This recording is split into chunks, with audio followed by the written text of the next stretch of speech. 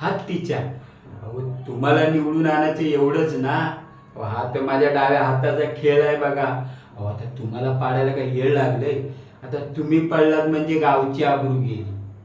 त्या गावची आबरू गेल्यानंतर आमची काय राहणार आहे.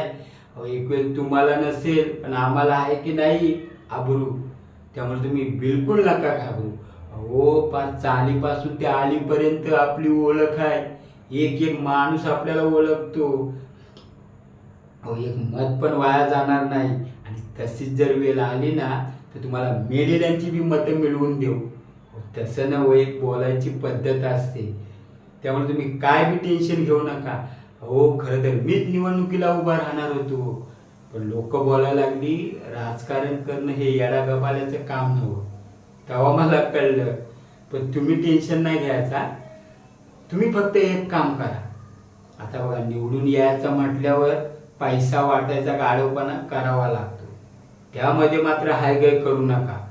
बाकी तुम्ही निवडून आलात तर समजा हो विजयाचा गुलाल तयारच ठेवा. चला मग येऊ.